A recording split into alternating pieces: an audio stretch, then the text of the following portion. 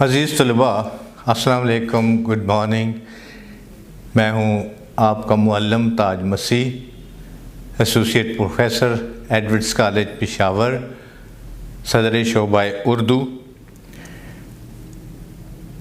میں آج جس موضوع کو آپ کے سامنے پیش کرنے جا رہا ہوں اس کا نام ہے تعلیم بالغاں۔ تعلیم بالغاں ایک ڈرامہ ہے جسے خواجہ معین الدین صاحب نے لکھا۔ اگر ہم اس سے پہلے کہ اس ڈرامے اور اس سبق کو پڑھیں، اس سے پہلے اگر آپ میرے ساتھ کتاب کھولیں تو صفحہ نمبر 71 پر، آپ کی کتاب کے صفحہ نمبر 71 پر مصنف کا تعارف ہے، جسے تنقیدی نوٹ بھی کہا جاتا ہے۔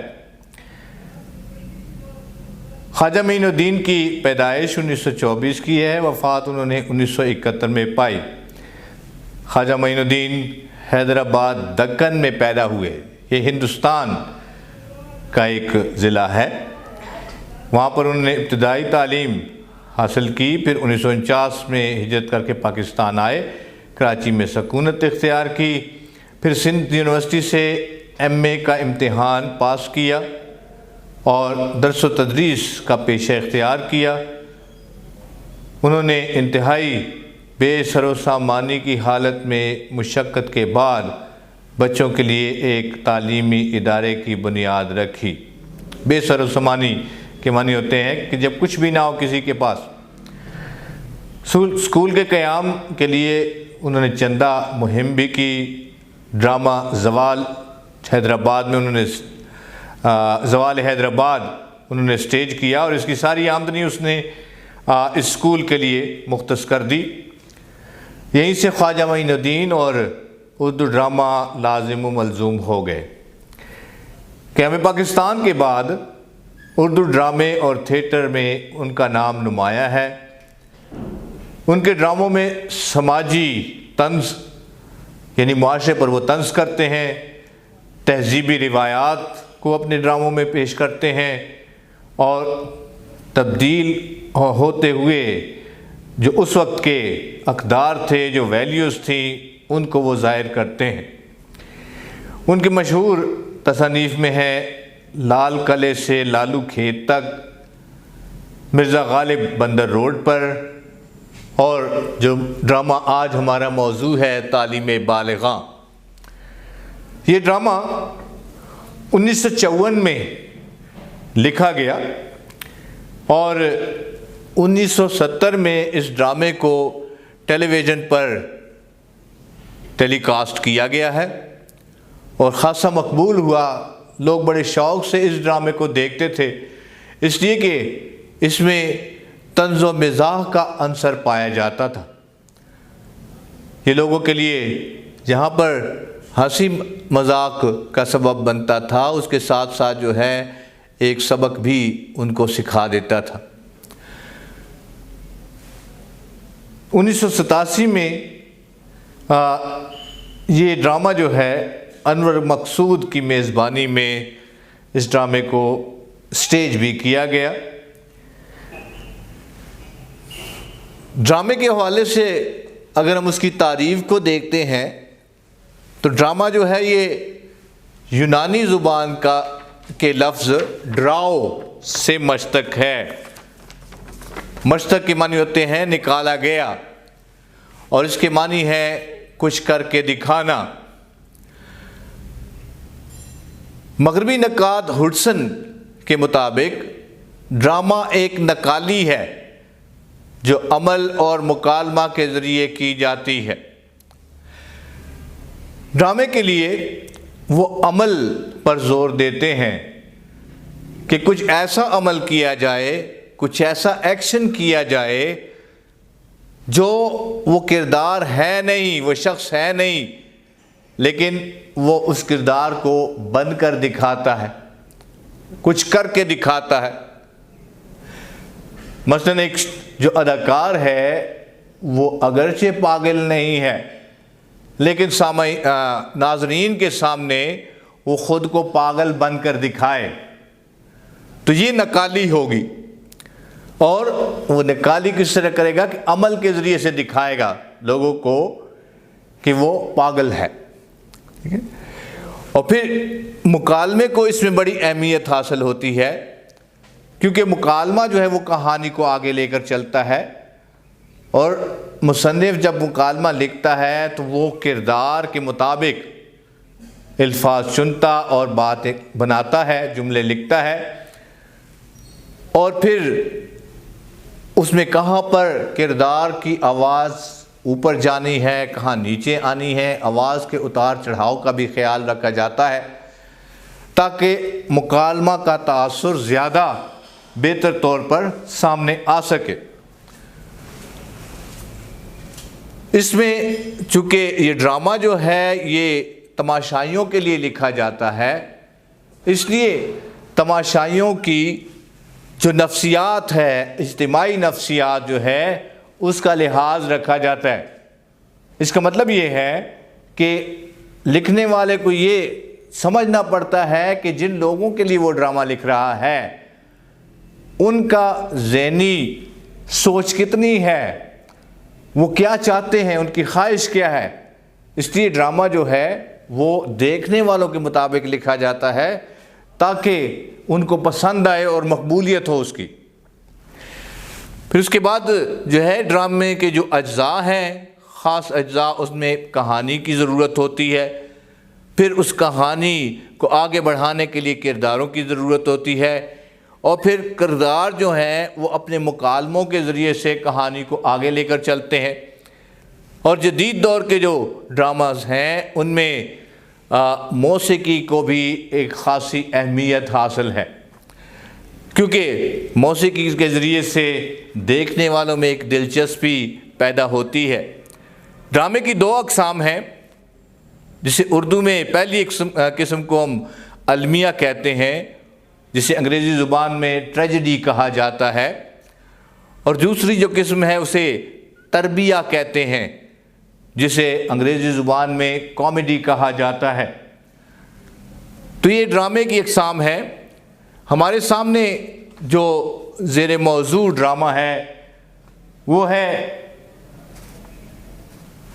تعلیم بالغاں.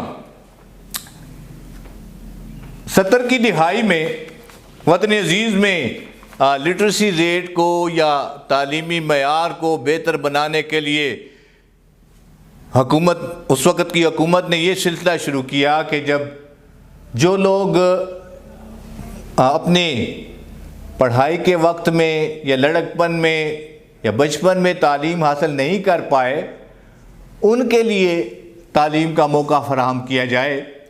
تو حکومت کی طرف سے تعلیم بالغاں کا پروگرام شروع کیا گیا. اور پھر اس میں جو تھا ایسے لوگ جو پڑھائی سے محروم ہو چکے تھے ان کی تعلیم کا انتظام کیا گیا تھا.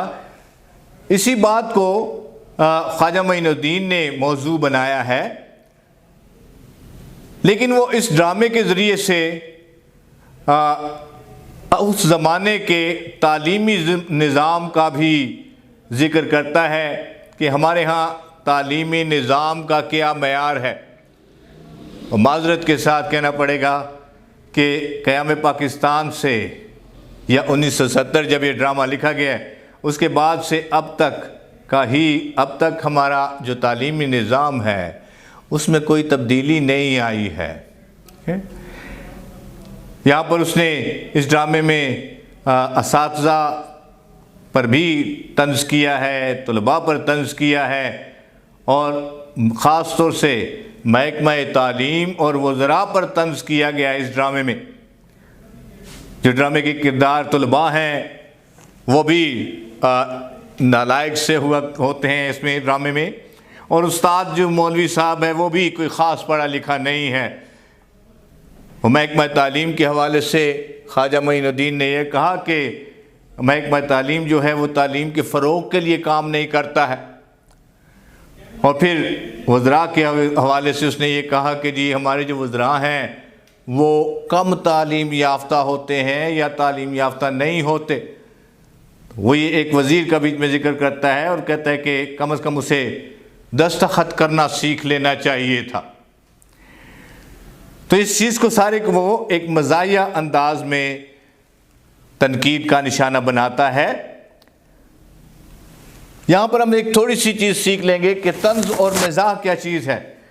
طنز جو ہے کوئی ایسی بات کرنا جس سے کہ ہنسی تو پیدا ہو لیکن کسی شخص کی دل آزاری ہو، یعنی کسی کو چوٹ لگانا، کسی کو دل دکھانے کی بات ہے۔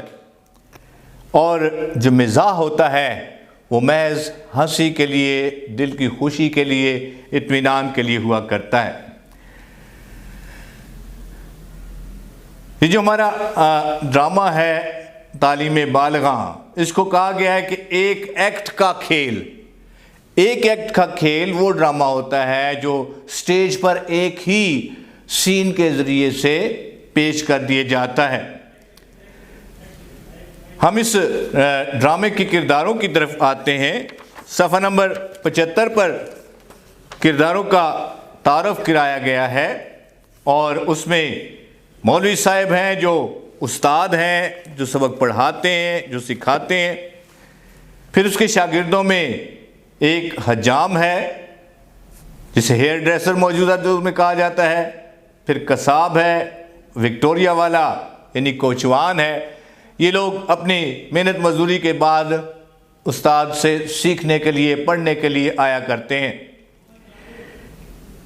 جو ایک کردار انہوں نے پس پردہ دکھایا ہے، جو مولوی صاحب کی بیوی کا کردار ہے، جو سٹیج پر ظاہر نہیں ہوتی لیکن ایک پردے کے پیچھے اس کی آواز سنائی جاتی ہے۔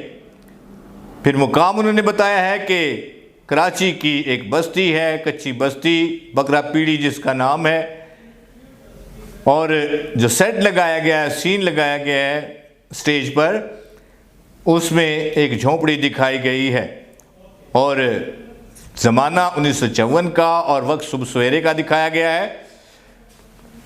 ڈرامے کے منظر میں رائٹر یا مصنف یہ ظاہر کرتا ہے کہ ایک ٹوٹی پھوٹی جھونپڑی ہے، اور اس کی دائیں جانب ایک ٹاٹ کا پردہ لگا ہے، اور جو اس بات کو ظاہر کرتا ہے کہ اندر کی طرف زنان خانہ ہے یا کمرہ ہے۔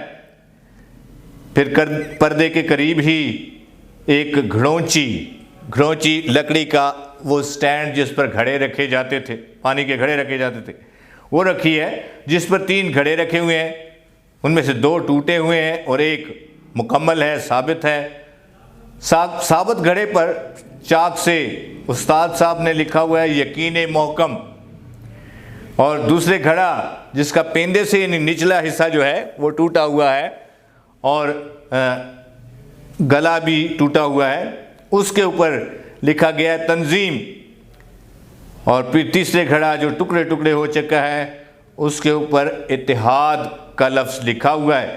تو گویا یہ قائد اعظم کے جو اقوال زرعی ہیں 3، ان کو ظاہر کیا گیا ہے اس سٹیج کے اوپر، اور پھر دکھایا گیا ہے کہ اس جھونپڑی کے درمیان میں مدرس یعنی استاد محبت علی کی چارپائی ہے، اور اس کے بائیں جانب ایک تختہ سیاہ ہے جس پر لکھا گیا ہے کہ مدرسہ تعلیم بالغاں، بکرا پیڑی، میوہ شاہ لائن، کراچی، حکومت اسلامی پاکستان، صدر مدرس محبت علی۔ تو یہ بچوں کی سکھانے کے لیے، اسٹوڈنٹس کو سکھانے کے لیے انہوں نے یہ الفاظ لکھے ہوئے ہیں۔ اور جب پردہ اٹھتا ہے تو دکھایا گیا ہے کہ جو استاد ہے محبت علی، وہ ایک چارپائی پر بیٹھا ہے اور ازار بند بن رہا ہے، اور اس کے شاگردوں میں جو قصاب ہے اس کے پاس بیٹھا ہے اور اپنے جو چھرے ہیں، اوزار جو ہیں اس کے، ان کو تیز کر رہا ہے، اور ایسے میں پس منظر سے اقبال کے شعر کی آواز سنائی دیتی ہے کہ یقین محکم عمل پہم محبت فاتح عالم جہاد زندگانی میں یہ ہیں مردوں کی شمشیریں۔ تو جب شمشیروں کا ذکر آتا ہے تو کسائی کے پاس چونکہ چھری پکڑی ہوئی ہے اس لیے وہ اس کو اور زیادہ تیزی کے ساتھ رگڑنا شروع کر دیتا ہے۔ اتنے میں باہر سے ایک اور طالب علم کی آواز آتی ہے، وہ مولوی صاحب کو پکارتا ہے۔ مولوی صاحب پوچھتے ہیں دروازے کی طرف دیکھ کر کہ کون ہے، اور پھر جو اس کا شاگرد حجام ہے وہ بتاتا ہے کہ میرا نام شمشیر علی عرف شمشو ہے، اور وہ اپنا حجامت بنانے کا بکسہ ساتھ لیے ہوئے اندر کلاس روم میں یا مولوی صاحب کے پاس آ جاتا ہے۔ مولوی صاحب نے محکمہ تعلیم والوں کے لیے ایک درخواست لکھائی ہے، اور وہ اپنے شاگرد قصاب سے کہتا ہے کہ وہ درخواست پڑھ کر سنائے، اور وہ بتاتا ہے کہ وہی درخواست جو محکمہ تعلیم کو لکھوائی جا رہی ہے۔ مولوی صاحب غصے کے انداز میں اسے کہتے ہیں کہ ہاں وہی کتاب۔ اس کے بعد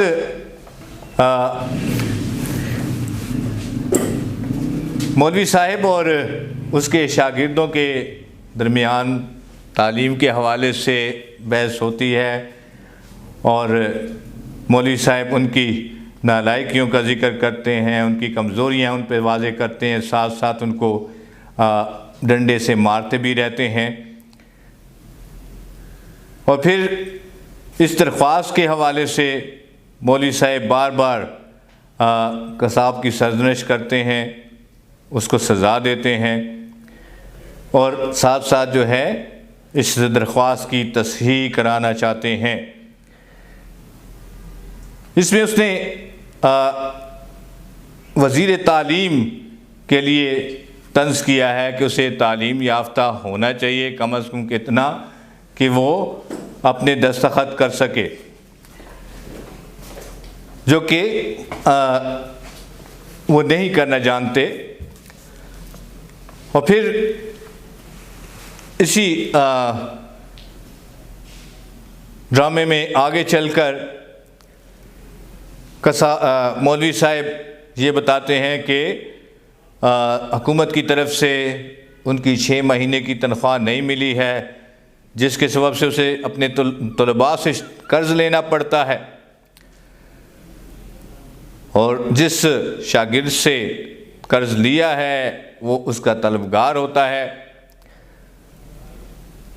لیکن چونکہ مولوی صاحب کے پاس پیسے ہیں نہیں، اگرچہ آدھے پیسے اس نے دیے ہیں، لیکن چونکہ تنخواہ نہیں مل رہی تو وہ ادا نہیں کر پاتا ہے، اس لیے وہ اپنے شاگرد سے یہ کہتا ہے کہ وہ کیسے اس کا قرض ادا کرے جبکہ حکومت نے اس کی تنخواہ بند کر رکھی ہے۔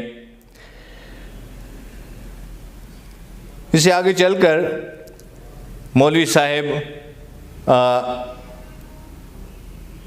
اسکولوں کے انسپیکٹر کے حوالے سے بات کرتے ہیں کہ جو اسکولوں کا انسپیکٹر ہیں انہوں نے وزٹ کیا، انہوں نے جب دورہ کیا اسکول کا تو اس نے جو اسکول کے جو صندوق کے ہجے ہیں وہ 7 سے نہیں بلکہ سین سے لکھوائے، کیونکہ اس کی وجہ مولوی صاحب یہ بتاتے ہیں کہ چونکہ صندوق جو ہے وہ ساگوان کی لکڑی سے بنایا گیا ہے، اس لیے اس کو سین سے شروع ہونا چاہیے۔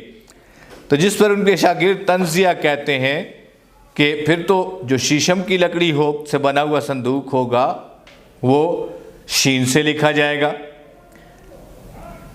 اس پر مولوی صاحب کو غصہ آتا ہے کہ وہ گویا اپنے استاد کی نقل کرنا چاہ رہا ہے۔ اس میں ایک موقع ایسا آتا ہے کہ مولوی صاحب جو ہیں وہ اپنے شاگردوں کو سکھانا چاہتے ہیں کہ یہ جو گھڑے ٹوٹے ہیں ان کا کیا مطلب ہے۔ مولوی صاحب نے جو ان چیزوں کے متعلق وہ محکمہ تعلیم کو درخواست میں لکھاتے ہیں کہ یہ چیزیں جو ہیں ہمیں مدرسے کے لیے چاہیے، اور ان چیزوں میں بتایا گیا ہے کہ ایک دری چاہیے جس پر طلباء بیٹھ سکیں، ایک چھڑی چاہیے جس کے ذریعے سے طلباء کی سرزنش کی جا سکے، اور ایک بلیک بورڈ چاہیے، ایک لکڑی کا صندوق چاہیے۔ تو انہی کے حوالے سے ذکر کرتے ہوئے انہوں نے صندوق کا ذکر کیا ہے، اور پھر آخر میں انہوں نے ان گھڑوں کے حوالے سے بتایا ہے کہ 3 گھڑے محکمہ تعلیم کی طرف سے دیے گئے تھے، جس میں سے ایک پر اتحاد لکھا تھا، دوسرے پر تنظیم، اور تیسرے پر یقین محکم لکھا گیا تھا۔ ان گھڑوں کے متعلق وہ کہتے ہیں کہ مدرسے کے نالائق طلباء نے، ناہنجار کے معنی ہوتے ہیں نالائق، شریر، نے ان گھڑوں کو توڑ دیا ہے، آپس میں لڑتے جھگڑتے ہوئے، اور ان کے ٹکڑے ٹکڑے کر دیے ہیں۔ تو اس میں وہ بتاتے ہیں کہ انہوں نے اتحاد کے ٹکڑے ٹکڑے کر دیے۔ وہ ٹوٹا ہوا گھڑا دکھاتے ہیں جس پر چاک سے اتحاد لکھا ہے۔ یہ جملہ بولنے کا مصنف کا مطلب یہ ہے کہ ہمارے معاشرے میں، ہماری قوم میں اتحاد نہیں رہا، لوگوں نے اتحاد کے ٹکڑے کر دیے ہیں۔ پھر شاگرد پوچھتے ہیں کہ اتحاد کے ٹکڑے کس نے کیے ہیں؟ تو اس پر مولوی صاحب جو ہیں وہ سے کہتے ہیں کہ خود ہی توڑ کے پوچھ بھی رہا ہے، ارے تو گرو مندر کا تو نہیں؟ یہ گرو مندر جو ہے یہ کراچی کا ایک علاقہ ہے، لیکن اس کا ذکر جو ہے مولوی صاحب یہ ظاہر کرنے کے لیے کرتے ہیں کہ یہ ہندوستان کا رہنے والا ہے، اور جو دشمن ملک ہے اس کا ذکر کرتا ہے، کیونکہ قصاب اپنے سینے پر ہاتھ مار کر کہتا ہے کہ میں تو بانس بریلی کا ہوں، بانس بریلی کا۔ اس پر مولوی صاحب جو ہے وہ بہت کڑ جاتے ہیں، چڑ جاتے ہیں، اور یہ کہتے ہیں کہ آج جس کو دیکھو کوئی سندھی ہے، کوئی پنجابی ہے، کوئی بلوچی ہے، کوئی پٹھان ہے، ہر شخص اپنی 1.5 اینٹ کی مسجد الگ بنا رہا ہے، اور لائق شاگرد پوچھ رہے ہیں کہ اتحاد کے ٹکڑے ٹکڑے کس نے کیے؟ تو گویا مصنف نے اس حصے میں یہ ظاہر کیا ہے کہ ہمارے معاشرے میں علاقائیت کو، لسانیت کو فروغ دیا جاتا ہے، اور قومیت کو یا وطنیت کو اہمیت نہیں دی جا رہی، جس کے سبب سے قومی وحدت کو نقصان پہنچتا ہے، اور پاکستانی قوم جو ہے وہ بے اتفاقی کا شکار ہو رہی ہے۔ پھر جب دوسرے کھڑے کا ذکر مولوی صاحب کرتا ہے تو اس پر تنظیم لکھا ہے، اور تنظیم جو گھڑا ہے اس کا گلا غائب ہے اور پیندے میں سوراخ بھی ہے۔ اس کے متعلق جب مولوی صاحب بات کر رہے ہیں تو ان کے شاگرد جو ہیں وہ حجام، وہ پڑھنے کے لیے بیٹھے ہیں، لیکن وہاں پر وہ بیڑی جو ایک ہندوستانی سگریٹ ہے وہ جلا کر پینا شروع کر دیتا ہے، اور اس کو پیتے ہوئے پھر مولوی صاحب سے کہتا ہے کہ اتحاد کے تو چلو ٹکڑے ہو گئے، لیکن یہ تنظیم کا گلا کیسے غائب ہوا؟ تو مولوی صاحب ناراضگی کا اظہار کرتے ہیں، اور اسے کہتے ہیں کہ آپ مدرسے میں بیٹھے ہوئے بیڑی پی رہے ہو، اس کو بجھا دو۔ اور حجام جو ہے وہ اپنا ہاتھ پیچھے کر لیتا ہے۔ مولوی صاحب ناراضگی کا اظہار کرتے ہوئے کہتے ہیں کہ آج یہ وقت ہے کہ شاگرد مدرسے میں بیٹھ کر بیڑی پیتے ہیں۔ گویا طلباء پر تنقید کی گئی ہے اور چپڑاسی افسروں سے ماچس مانگتے ہیں سگریٹ جلانے کے لیے۔ ایک پی این جو ہے وہ اپنے افسر سے ماچس مانگتا ہے، افسر رشوت لیتے ہیں، لیڈر قوم کو دھوکہ دیتے ہیں، اور لائق شاگرد پوچھتے ہیں یہ تنظیم کا گلا کس نے غائب کیا مولوی صاحب؟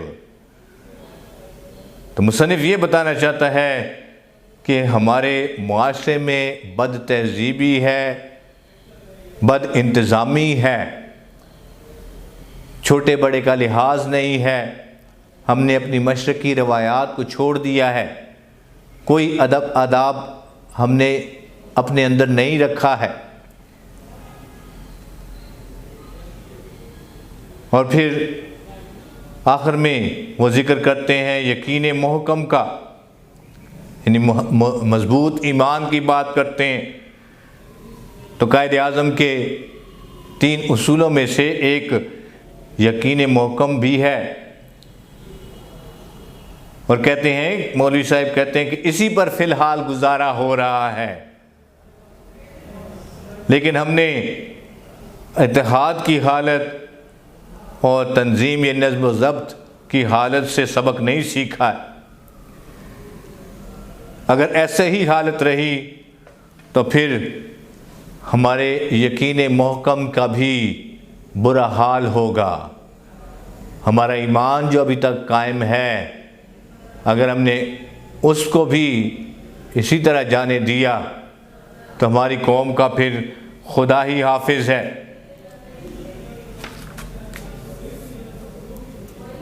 اگر آپ مشق کو دیکھیں اور مشق کے چوتھے سوال کو دیکھ لیجئے، اس سے پہلے خالی جگہوں میں الفاظ لگانے کی بات ہے، جملے بنانے کی بات ہے، اور کچھ مختصر سوالوں کے جواب ہیں۔ جب آپ اس ڈرامہ کو پوری توجہ سے پڑھیں گے تو آپ کو سمجھ آ سکتی ہے کہ کس طرح سے ان کے جواب لکھے جائیں۔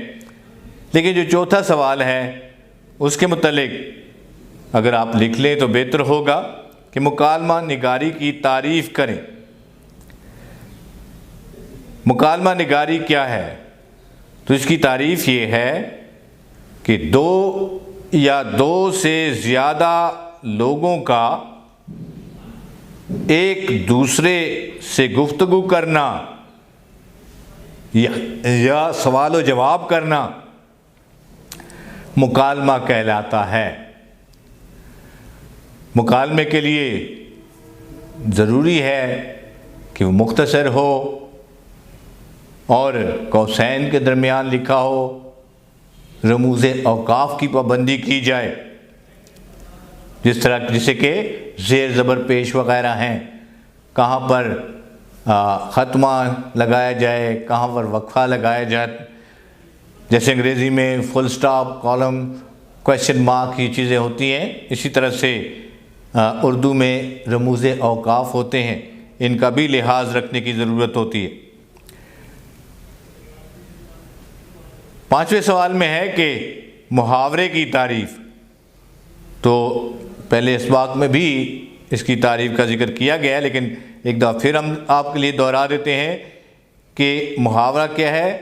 2 یا 2 سے زیادہ الفاظ کا مجموعہ جو اپنے حقیقی معنوں کے بجائے مجازی معنوں میں استعمال ہو۔ محاورے کے لیے یہ ضروری ہے کہ وہ مصدری حالت میں ہو، جیسے آنکھیں دکھانا کے آخر میں نون الف نا آیا ہے جو مصدری صورت ہے۔